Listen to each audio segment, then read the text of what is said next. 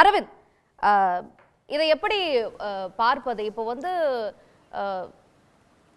Okay, தனக்குள்ள விருப்புரிமையை குடியரசுத் தலைவர் பயன்படுத்துவது நியாயப்படுத்தத்தக்கதா அப்படிங்கிற ஒரு கேள்வி எழுந்திருக்கிறது. அதுக்கு ஒரே ஒரு ஜஸ்டிசியபிள்னா can it be challenged in your court of லான்னு அர்த்தம். ஜஸ்டிசியபிள் நியாயப்படுத்துறது இல்லை, நீதிமன்றத்தில் போய் இதை எதிர்த்து வழக்காட முடியுமான்னு அர்த்தம். அதான் ஜஸ்டிசியபிலிட்டி. இப்போ குடியரசுத் தலைவருக்கோ ஆளுநருக்கோ காலக்கெடுவை உச்சநீதிமன்றம் விதிக்கலாமா? கான்ஸ்டிடியூஷனலா இன்வால்வ் ஆகக்கூடிய விஷயங்களுக்கு இரண்டு நபர் நீதிமன்றம் ஒரு தீர்ப்பை கொடுக்கலாமா, ஒரு முடிவு எடுக்கலாமா? அதே மாதிரி சட்டமன்றம் பாஸ் பண்ற மசோதாக்களை எப்படி உச்சநீதிமன்றம் நிறைவேற்ற முடியும்? இது மாதிரி பல கேள்விகள் கேட்கப்பட்டிருக்கிறது. உங்களுடைய கருத்து? முதல்ல ஒவ்வொரு கேள்விக்கான பதிலாக சொல்ல வரேன். இந்த விவகாரத்தை 2 நீதிபதிகள் கொண்ட அமர்வு விசாரிக்க முடியுமா, தீர்ப்பு வழங்க முடியுமா என்பதுதான் basic question. Tamil Nadu government file பண்ணது ரிட் பெட்டிஷன் ஃபைல் பண்ணாங்க. உச்சநீதிமன்றத்தில் ஆர்டிகல் 32 பிரகாரமாக ஃபைல் செய்யப்படும் ரிட் பெட்டிஷன் பொதுவாகவே டிவிஷன் பெஞ்ச் முன்னாடி தான் வரும். டிவிஷன் பெஞ்ச் ஹியரிங்கில் இல்லை இந்த மேட்டரை கான்ஸ்டிடியூஷனல் பெஞ்சுக்கு ரெஃபர் பண்ணணும் அப்படின்னு சொல்லி கொஸ்டின் ஆஃப் லா கேள்விகளை வரையறுத்து அதை கான்ஸ்டிடியூஷனல் பெஞ்சுக்கு அனுப்பலாம். ஆனால் இந்த விவகாரத்தை 2 நீதிபதிகள் கொண்ட அமர்வே விசாரிக்கலாம் என அவர்களே முடிவெடுத்து தான் இந்த வழக்கை விசாரித்தார்கள். இந்த வழக்கை மத்திய அரசோட வாதத்தை கேட்காமல் இந்த தீர்ப்பு வழங்கப்படவில்லை. ஒன்றை நாம் மிகவும் தெளிவாக பார்வையாளர்களுக்கு தெரிவித்தாக வேண்டும். இந்த வழக்கில் அட்டர்னி ஜெனரல் ஆஃப் இந்தியா, மத்திய அரசின் தலைமை வழக்கறிஞர் இந்த வழக்கில் முழுமையாக வாதிட்டார்.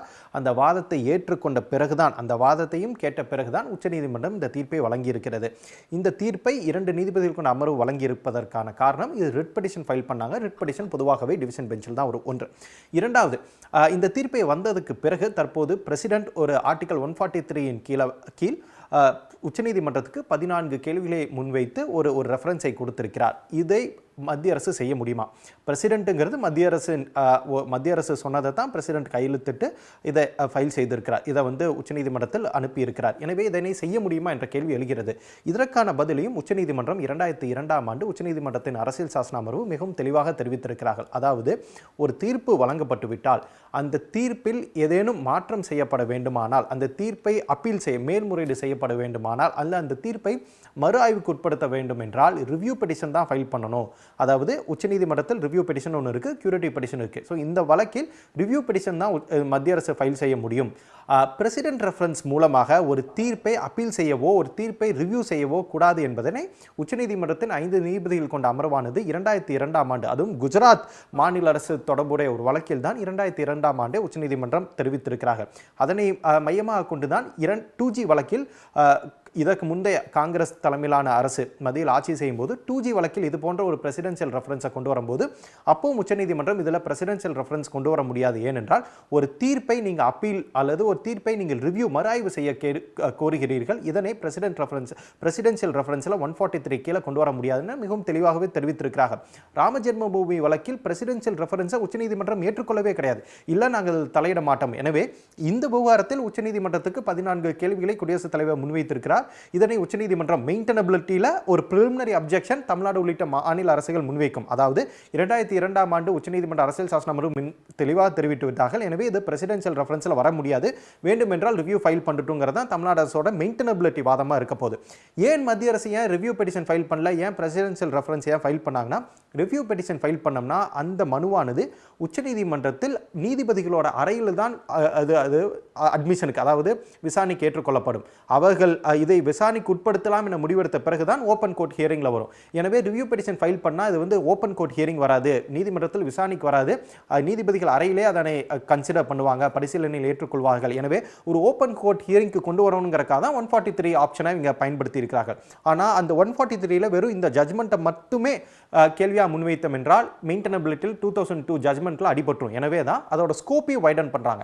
என்னென்ன வைடன் பண்றாங்கன்னா, 142 என்பது உச்சநீதிமன்றத்துக்கு அரசியல் சாசனம் வழங்கியிருக்கும் உச்சபட்ச அதிகாரம். அதாவது நீதியை நிலைநாட்டுவதற்காக உச்சநீதிமன்றத்துக்கு அரசியல் சாசனம் வழங்கியிருக்கும் உச்சபட்ச அதிகாரம். அந்த உச்சபட்ச அதிகாரத்தை எந்தெந்த வழக்குகளில் உச்சநீதிமன்றம் பயன்படுத்தலாம், எந்தெந்த தருணங்களில் பயன்படுத்தலாம் என்பதனையும் நீங்கள் வரையறுங்கள் என ஒரு கேள்வியை முன்வைக்கிறார்கள். இரண்டாவதாக, இது போல ஒரு சட்டமன்றம் இயற்றிய ஒரு மசோதாவை ஆளுநரோ குடியரசுத் தலைவரோ ஒப்புதல் இல்லாமல் நீதிமன்றங்கள் மூலமாக அமலுக்கு கொண்டு வர முடியுமா? அதற்கான பதிலையும் கொடுங்கள். மூன்றாவதாக மிகவும் முக்கியமானதாக, இது போல ஆளுநர் ஒரு மசோதாவை குடியரசுத் தலைவருக்கு அனுப்பியிருந்தால் குடியரசுத் தலைவர் அதனை உச்சநீதிமன்றத்துக்கு இதே 143 அனுப்பிச்சு அதற்கான விளக்கத்தை கோர முடியுமா என இந்த கேஸோட ஸ்கோப்பை வைடன் பண்றாங்க. உச்சநீதிமன்றத்தை அதிகாரத்தையும் கேள்வி கேட்கிறார்கள்.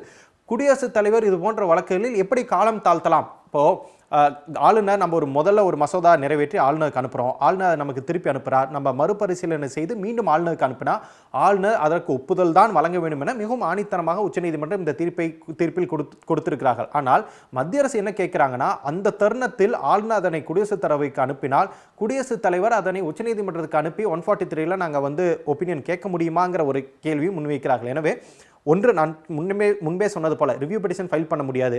ஸோ 143 பிரசிடென்ட் ரெஃபரன்ஸ்க்கு வராங்க. அது வெறும் இந்த ஜட்மெண்ட் எடுத்துகிட்டு வந்தால் 2002 ஜட்மெண்ட்டில் அடிப்படும்.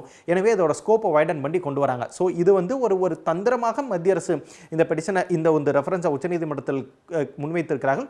உச்சநீதிமன்றத்தோட அரசியல் சாசன அமர்வு இதற்கான பதிலை கொடுப்பார்கள். ஆனால் தற்போது தமிழக முதலமைச்சர் கூறியிருப்பது போல அனைத்து எதிர்க்கட்சி மாநிலங்களும் இந்த பிரச்சனையால் பாதிக்கப்பட்டிருக்கிறார்கள். அதாவது ஆளுநர்கள் சட்டமன்றம் நிறைவேற்றியிருக்கும் மசோதாவுக்கு ஆளுநர் ஒப்புதல் வழங்க வேண்டும். 1 முதல் 3 மாதத்துக்குள்ளாக ஒப்புதல் வழங்க வேண்டும் என உச்சநீதிமன்றம் தெரிவித்திருக்கிறது. அதனை டைல்யூட் பண்ணுவதற்காக மத்திய அரசு இதுபோல் செய்திருப்பது கூட்டாட்சி தத்துவத்துக்கு எதிரானது, ஜனநாயகத்துக்கும் எதிரானது. எனவேதான் அனைத்து எதிர்க்கட்சி ஆளும் மாநிலங்களும் ஒன்றாக இணைந்து இந்த வழக்கில் போராட வேண்டும் என தமிழக முதலமைச்சர் கூறியிருப்பது சரியானதுதான். அதே போல இன்னொரு முக்கியமான கேள்வி, எப்படி உச்சநீதிமன்றம் இந்த காலக்கெடுவை நிர்ணயிக்கிறார்கள்? ஒரு கான்ஸ்டிடியூஷனல் அத்தாரிட்டிக்கு இன்னொரு கான்ஸ்டிடியூஷனல் பாடி இது போன்ற உத்தரவை கொடுக்க முடியுமான்னு கேட்குறாங்க. இந்த உத்தரவை ஏன் உச்சநீதிமன்றம் கொடுத்தார்கள்ன்றா, உச்சநீதிமன்றமாக சூமோட்டாவை எடுத்து கொடுக்கல. தமிழக ஆளுநர் 2 ஆண்டுகளுக்கு மேலே ஒரு சில மசோதாவின் மீது இருக்கிறார். ஒரு மசோதாவை முதன்முறை தமிழக சட்டமன்றம் நிறைவேற்றி ஆளுநருக்கு அனுப்புகிறார்கள். ஆளுநர் திருப்பி அனுப்பும்போது மீண்டும் அதை அப்படியே பாஸ் பண்ணி மீண்டும் ரீகன்சிடர் பண்ணும்போது ஆளுநர் ஒப்புதல் தான் வழங்க வேண்டும்.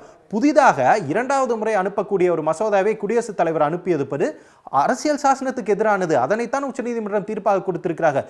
தமிழக ஆளுநர் செய்த தவறைத்தான் உச்சநீதிமன்றம் பயன்படுத்தி இது தவறு, எனவே அதற்கான ஒரு விடையை உச்சநீதிமன்றம் கொடுத்திருக்கிறார்கள். எனவே உச்சநீதிமன்றம் எந்த இடத்திலும் தன்னோட அதிகாரத்தை மீறவில்லை என்பதுதான் தெளிவாக தெரிகிறது. இப்போ இந்த ரெஃபரன்ஸ்னால தீர்ப்புக்கு ஏதேனும் பாதிப்பு இருக்குமா? இப்போ இதை பயன்படுத்தி ஆளுநர் வேறொரு மசோதாவை தமிழ்நாடு அரசு இது பண்றாங்கன்னா ஹோல்ட் பண்ண முடியுமா? அந்த தீர்ப்பு ஹோல்ட் ஆகுமா இந்த ரெஃபரன்ஸ்னால? ரிவ்யூ பெட்டிஷன் போயிருந்தா தீர்ப்பை மறுபரிசீலனை செய்யலாம். உச்சநீதிமன்றத்தோட தற்போது வழங்கப்பட்டிருக்கும் தீர்ப்பு ஜஸ்டிஸ் பர்டிவாலா, ஜஸ்டிஸ் மகாதேவன் அமர்வு வழங்கியிருக்கிற தீர்ப்பை தற்போது வரை தீர்ப்புக்கு எந்த இடைக்கால தடையும் கிடையாது. எனவே அந்த தீர்ப்புக்கான இடைக்கால தடை இல்லை என்றால் அந்த தீர்ப்பு இன்றைய தேதி வரையில் எப்போது தடை வருகிறதோ அதுவரை அந்த தீர்ப்பு அமலில் தான் இருக்கிறது. எனவே அந்த தீர்ப்புக்கு ஆளுநர் உட்பட்டவர் தான். உடனுக்குடன் செய்திகளை தெரிந்து கொள்ள சன் நியூஸ் பெல் ஐகானை கிளிக் பண்ணுங்க.